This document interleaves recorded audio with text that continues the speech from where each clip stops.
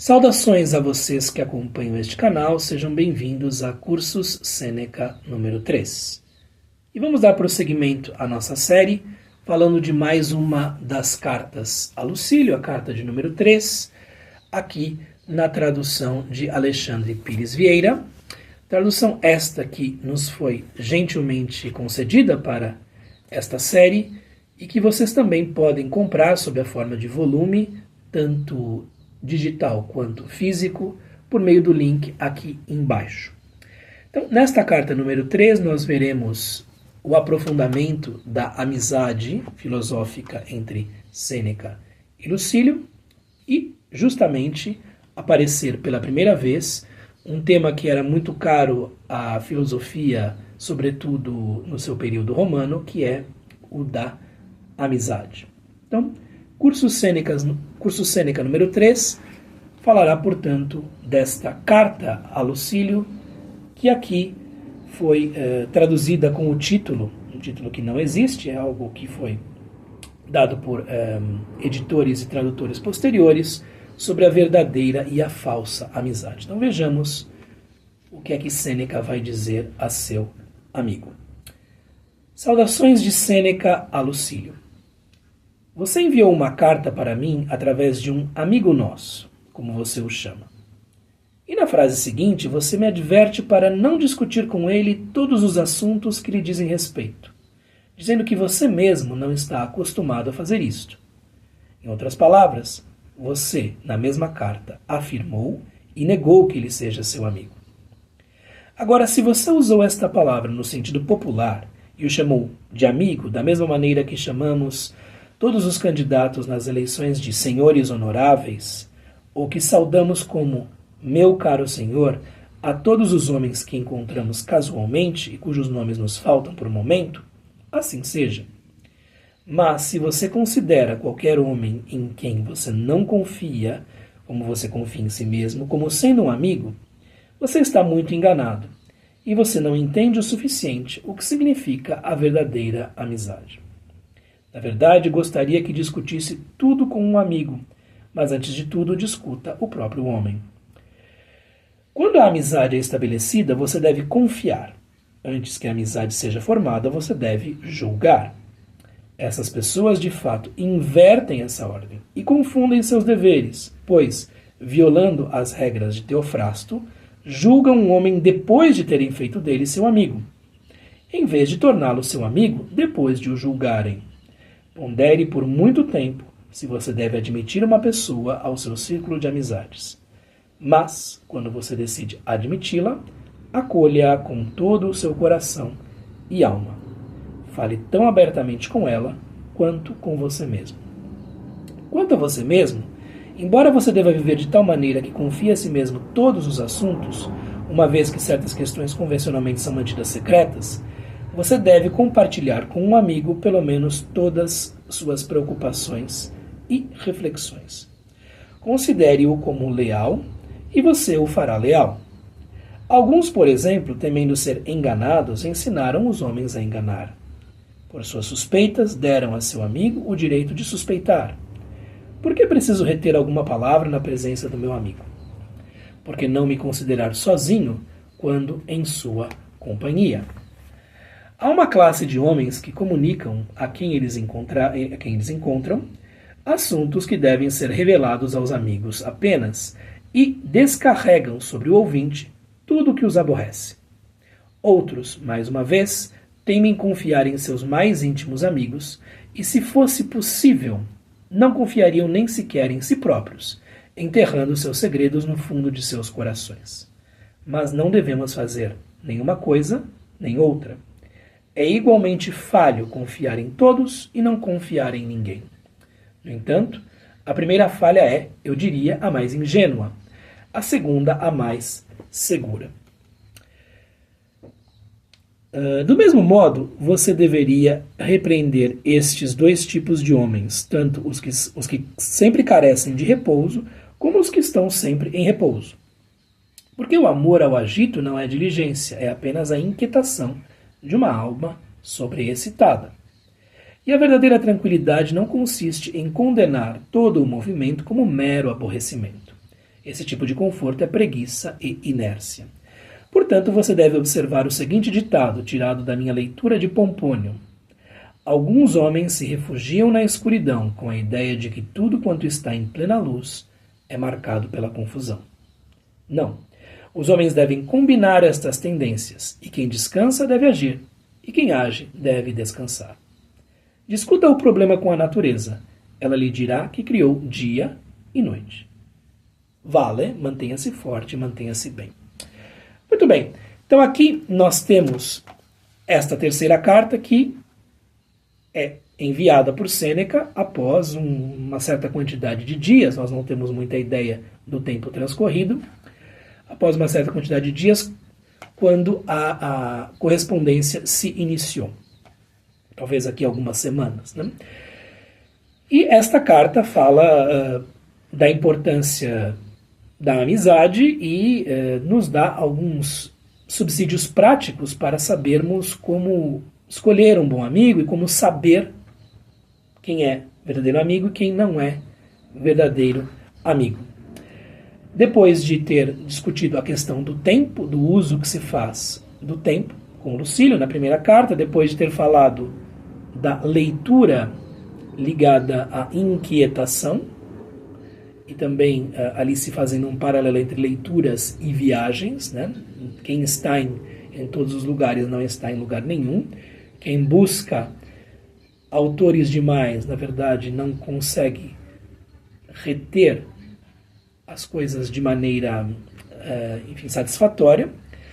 Aqui nós temos mais um elemento da vida cotidiana comum, que é a amizade. Algo muito importante dentro do contexto imperial de Roma, porque Roma, e falo aqui do Império, né, já apresentava para os indivíduos da antiguidade a questão das multidões. Então, dentro das multidões que existiam nas grandes cidades do Império Romano, interligadas comercial, política e culturalmente, há um sentimento de inadequação, de solidão, e a busca pela verdadeira amizade é algo que tem muita importância. Tudo isto, claro, continua mantendo sua validade até hoje. Você enviou uma carta para mim através de um amigo nosso, como você o chama. E na frase seguinte você me adverte para não discutir com ele todos os assuntos que lhe dizem respeito, dizendo que você mesmo não está acostumado a fazer isto.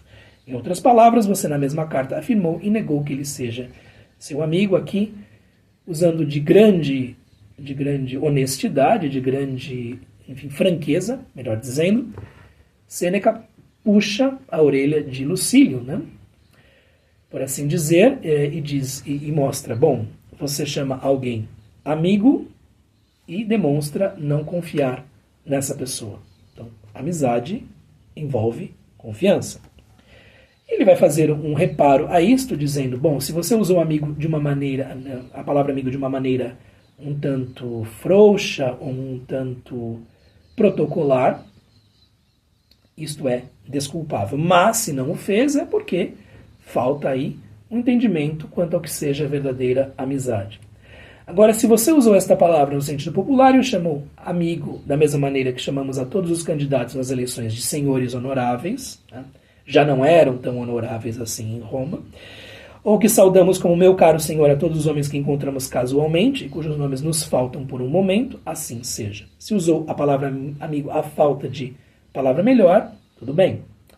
Mas se você considera qualquer homem em quem você não confia, como você confia em si mesmo, como sendo um amigo, você está muito enganado e você não entende o suficiente o que significa a verdadeira amizade. Então a verdadeira amizade envolve uma confiança bastante profunda naquela pessoa com quem você está se relacionando. Se não há esta confiança, não é verdadeira amizade. Nós tivemos aqui, faz alguns anos, a aparição de redes sociais que colocaram a palavra amigo como um rótulo, né, que se aplica a pessoas que são simplesmente seus conhecidos. Né? O Facebook faz isso, talvez o Instagram faça isso. Né? Eu acho que uma rede social como o LinkedIn, que chama de conexões, aquelas pessoas que você conhece, é talvez mais exata. Né? Porque todos aquelas 500 conexões, ou aqueles 1000 conhecidos que você tem como seus, entre aspas, amigos no Facebook, não são amigos. Amigos contam-se nos dedos, às vezes, de uma única mão. Na verdade, gostaria que discutisse tudo com um amigo, mas antes de tudo, discuta o próprio homem. Então, primeiro, entenda o que é um amigo. Quando a amizade é estabelecida, você deve confiar. Antes que a amizade seja formada, você deve formar um julgamento a respeito desta pessoa. Aqui lá está o caráter dessa pessoa. Essas pessoas, de fato, invertem essa ordem, confundem seus deveres e violam as regras de Teofrasto. Julgam um homem depois de terem feito dele seu amigo, em vez de torná-lo seu amigo depois de o terem julgado, depois de o julgarem. Então, Teofrasto já colocava esta condição, né? é um seguidor de Aristóteles. Então, aqui Sêneca trazendo subsídios de outras escolas, né? Pondere por muito tempo se você deve admitir uma pessoa ao seu círculo de amizade ou de amizades, mas quando você decide admiti-la, acolha com todo o seu coração e alma. Então, quando você finalmente admitir essa pessoa, que ela seja de fato alguém confiável. Fale tão abertamente com ela quanto com você mesmo. Né? O que nos parece um conselho um tanto temerário. Né? Nós não temos esta confiança nas pessoas. A sociedade brasileira, de modo geral, é uma sociedade de baixa confiança entre os indivíduos. Né? Nós não confiamos em ninguém. Para vocês terem uma ideia, enquanto eu lia aqui, fazia a leitura preliminar da carta a Lucílio, por meio do meu celular, uma ligação de golpe, porque eu conheço os prefixos usados, enfim, os trechos do número usados, estava querendo se intrometer e querendo que eu atendesse. Né? Para vocês verem o nível de desconfiança que nós temos. Né? E tudo isso já foi introduzido, né, por nós, já foi incorporado mentalmente por nós e também já se tornou parte de sistemas que nós temos. Né? Então, falar-se de amizade num cenário como o nosso é, enfim, muito, muito desafiador. Quanto a você mesmo, embora você deva viver de tal maneira que confie em si mesmo nos assuntos, uma vez que certas questões convencionais são mantidas secretas, você deve compartilhar com um amigo pelo menos todas essas preocupações e reflexões. Este trecho não me parece fazer justiça ao que o texto latino fala, porque no texto latino fala-se do inimigo. Tá? Eu vou trazer aqui a tradução de J.A. Segurado e Campos deste ponto, é o início da seção 3, que diz assim: pelo teu lado, vive de tal maneira que não tenhas de confiar a ti mesmo nada que não pudesses confiar até a um inimigo pessoal. Como, todavia, há certas coisas que por hábito são consideradas íntimas, compartilha com o teu amigo todos os teus cuidados, todos os teus pensamentos, as curas e as cogitaciones, né? Os cuidados, as preocupações e os pensamentos, propriamente ditos. Então, quer dizer, tenha uma vida reta, justa, digna, decente, como se você pudesse dizer e agir diante de um inimigo. Então, o inimigo não teria munição contra você. Mesmo um inimigo poderia ouvir de você coisas muito profundas, não exatamente íntimas, e isso não seria nada ruim. Eu me lembro de 1 ou 2 passos de Marco Aurélio em que ele menciona que o discurso interior, o discurso mental que nós temos deveria ser, enfim, algo do qual nós não nos envergonharíamos. Se nós o pronunciássemos em voz alta, não nos envergonharíamos por causa disso. Okay? Então, há uma ideia parecida, uma ideia de uma retidão por dentro e por fora. Considere-o como leal e você o fará leal. Considere o seu amigo como uma pessoa leal e ele será leal. Claro, depois de ter passado pela prova do julgamento. Ok? Se você tiver desconfiança com relação ao seu amigo, ele perceberá isso e retribuirá esta desconfiança. Né? E a amizade se arruinará. Alguns, por exemplo, temendo ser enganados, ensinaram os homens a enganar. Por suas suspeitas, deram a seu amigo o direito de suspeitar. Por que preciso reter alguma palavra na presença do meu amigo, se de fato ele é meu amigo? Por que não me considerar sozinho quando em sua companhia? Então fale com o seu amigo da mesma maneira como você falaria sozinho consigo próprio. Tudo isso é uma amizade ideal, né? Temos esta amizade? Muito bem. Há uma classe de homens que comunicam a quem eles encontram assuntos que devem ser revelados aos amigos, quer dizer, confiam em todos. São boquirrotos, falam demais, né? Revelam demais. E descarregam sobre o ouvinte, uma pessoa que é, enfim, nova, tudo o que os aborrece. Né? Outros, mais uma vez, temem confiar em seus mais íntimos amigos e, se fosse possível, não confiariam nem sequer em si próprios, enterrando seus segredos no fundo de seus corações. Estes que não dizem nada, não revelam nada, entesouram tudo. Né? E aqui, mais uma vez, uma valorização do meio termo, né? Vai ser colocada por Sêneca. Mas não devemos fazer nenhuma coisa nem outra. Então, nem falar demais, confiar em quem quer que seja, né? Qualquer pessoa, nem não falar nada, guardar tudo para nós mesmos. Veja aqui do ponto de vista da higiene ou saúde mental, ambas as coisas são ruins. Né? Enfim, este bom senso se mantém até hoje. É igualmente falho confiar em todos e não confiar em ninguém. No entanto, a primeira falha, eu diria, é mais ingênua e a segunda é mais segura. Né? Então, aqui J.A. assegurar Campos diz assim, diria que a primeira é um erro mais honroso e a segunda um erro mais seguro. Porque o texto latino traz o seguinte, né? Que a primeira é um erro mais honesto, né? Portanto, acho que honesto aí, honroso, é melhor do que este ingênuo. Muito bem. Do mesmo modo, você deveria repreender estes dois tipos de homens, tanto os que sempre carecem de repouso, como os que estão sempre em repouso. Certo? Então, repreender ou se afastar deles. Aqueles que são muito agitados, que não param nunca, certo? E aqueles que são, enfim, inertes demais. Porque o amor ao agito, ou ao tumulto, ou à confusão, não é diligência, não é um cuidado com as coisas. É apenas a inquietação de uma alma sobreexcitada. Okay? Muito difícil hoje em dia fugir a isso, eu diria. Né? Então, não é o melhor. E a verdadeira tranquilidade não consiste em condenar todo o movimento como mero aborrecimento, quer dizer, não fazer nada, né? Ser como, sei lá, Jaiminho, o carteiro. Né?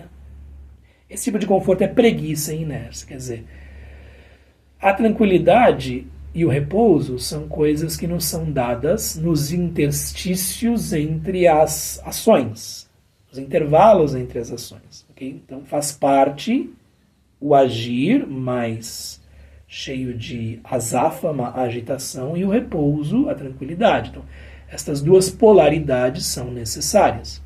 Viver só com uma delas é algo não bom para o espírito, né?